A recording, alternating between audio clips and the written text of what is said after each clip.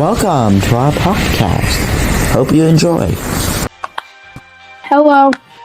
Hello, how you doing? Well, I'm doing great today. Hey, you know what I'm thinking about the Native Americans today? Really? What were you thinking about them? I was thinking about the Cherokee tribe. That sounds like a pretty interesting tribe. We should talk about them. We should. Okay, actually I did some research about them. Really? When were they founded? Actually, they were founded in the year 1839. That's radical. Whoa, that's radical. I know, right? You want to know something else? Yes, I do want to know about something else. I'm going to tell you the food they ate. Okay, cool beans. They ate food such as deer, fish, eggs, and some of the Cherokee favorites included cornmeal, dredged, fried crawdads, wild onions, cooked with eggs, fried hog meat, fried fish, brown beans, beaten bread, greens like they'd eat greens, pork salad, and watercress, and desserts. Wow, that's awesome sauce. I'm going to tell you how the Cherokee tribe was founded. There's a story about how the colony came to be, and it says their island became tormented by earthquakes that led to a volcanic eruption. Approximately 14 groups departed in canoes to find a new home. The people set forth across a vast expanse of water. Traveling for weeks, not every canoe survived this dangerous journey. Only 7 canoe groups remained when they reached the shores of an unfamiliar land. There were 7 groups that came to the U.S. They were wolf, blue, longhair, paint, bird, deer, and wild potato. And these were the 7 clans of the Cherokee. They traveled north to a land area that the Iroquois lived in, which is now the northeast part of the present-day United States. These Cherokee people lived with the tribe for a brief time until they began their journey, which they were heading south and east when they settled, living in towns and communities, and then the Cherokee Nation. Wow, that sounds like a lot of information. What else is unique about the tribe? They are actually the largest tribe in the United States. And Oklahoma. They have a total of 141,000 people that live on the reservation. Okay, And a total of 450,000 members worldwide. Some of them live in Canada. Not Canada, but California. And the United States. And the UK. There probably is some in Canada. Can't guarantee it, though. I think it's... So, yeah. I hope you found that interesting. Okay, wow, that is really interesting. I know that. That's why I said it.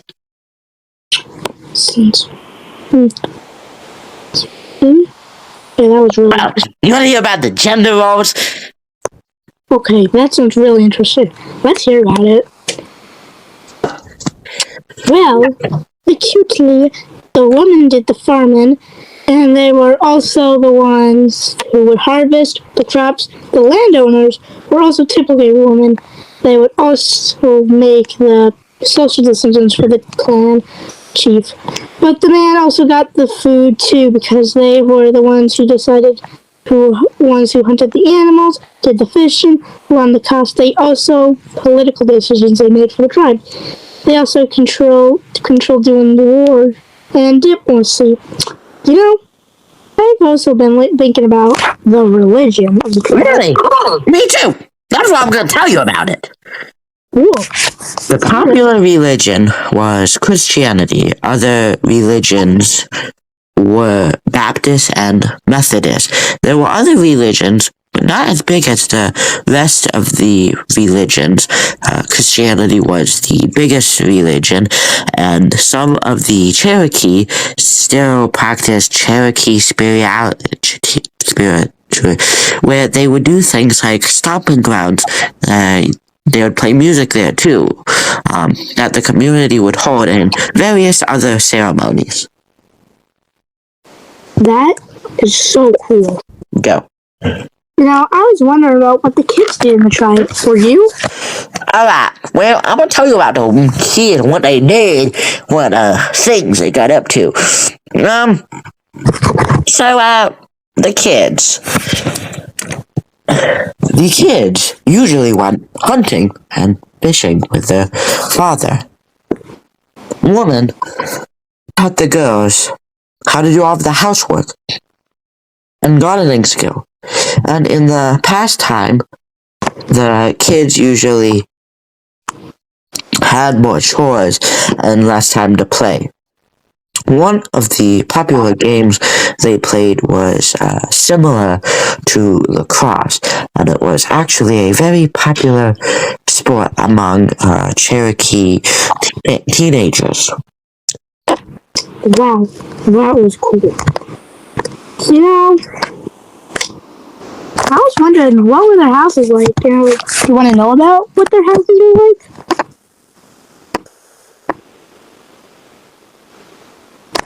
Yes, I would. Let's talk about their houses then.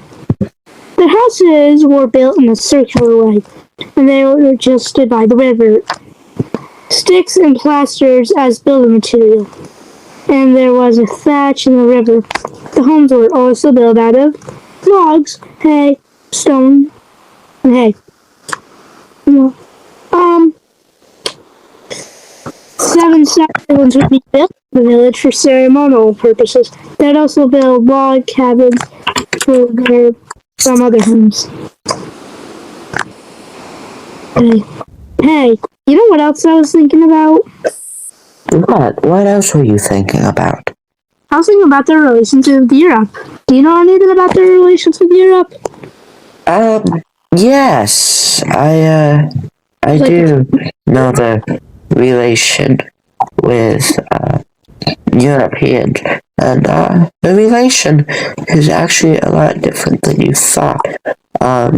It was positive typically, and they would often trade with the Europeans, the tribe, and some Europeans would marry people in the tribe, and in the 17th century, they also happened to become military partners and helped the British in the 1912 war against the Tuscany. They did eventually, however, go to war with the underpaid soldiers that were robbing the Virginia villages. I was wondering, what is their relationship with other tribes in the area? Ooh, I'll tell you about that. See, their relations with the other tribes in the area. The tribe had interactions with such tribes as the Carolines, Creek Indians, and the Georgians, who they had a war with. Oh, that's quite interesting. You know, I was thinking about something else just now. What? I want to know what animals are so special to them. Like, when I think of tribes or some other religions, sometimes they have something sacred to them. So I was wondering if the Cherokee had any of them to them. Well, yes, to answer your question, they do. That would be the animal that is the red-tailed hawk. They are considered special because they are supposed to be a protective spirit for the Cherokee Nation, and that is why it is considered sacred. The tail feathers were also used during ceremonies, but they would never kill the animals. They just had amazing hunters that were skilled enough to lure in the birds and then catch their feathers. You know, I think we've learned quite a bit, but I still have some questions in my mind that I am pondering over. Where did they live prior to European colonization? And what happened to them? Where are they now? I'm losing you. You may be wondering how they used tobacco. Oh, I was wondering where they lived before European colonization. Were you wondering that? yes. Yes, I Well, was. let me tell you about it then.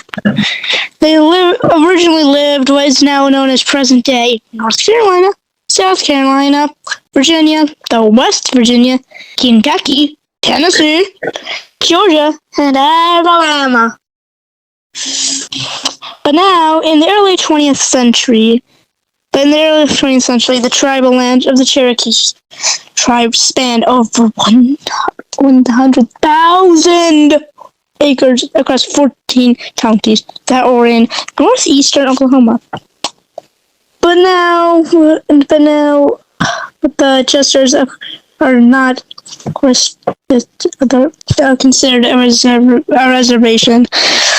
The U.S. government doses the holding trust in the northwestern Oklahoma, and some of the tribe is also in North Carolina and Tennessee. You know what else I was thinking about? What? I was thinking about, like, the tobacco and what was unique about them. Yes, tobacco plays a big part in not just the Native Americans, but everyone. But specifically, they used the tobacco for many of their traditions. They would smoke and chew it for their ceremonies. But now in the 21st century, with newer technology, there has actually been an issue with the Cherokee teenagers vaping. Oh, that's not good. Yeah, so, I think we should talk about, how was the government set up? Wow, I was wondering that too. The government was set up. They signed a new Treaty of Washington in 1866. The agent, Nathan, agreed to process that would let the USA just settle other tribes into some of its land under certain terms and conditions.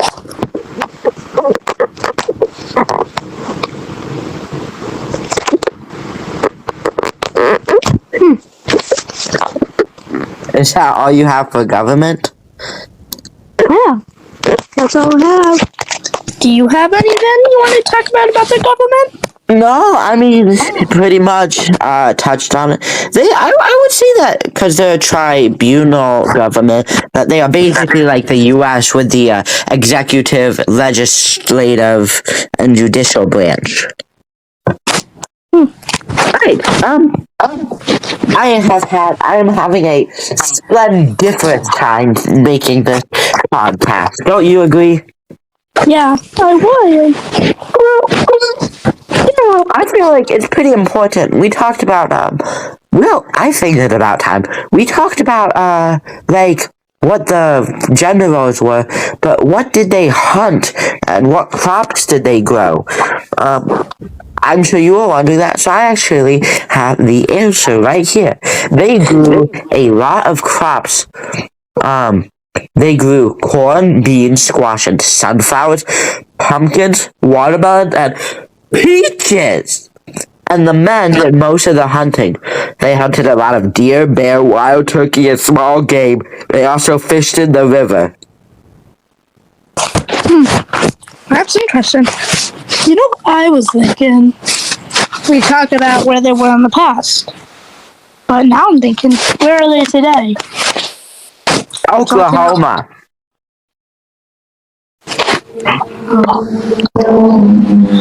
They were not here. Well, you may be wondering what are they known for today, so I'll tell you that answer. Today they're known for music talent, storytelling, dance, food, carving baskets, making pottery, blowgun, making flint,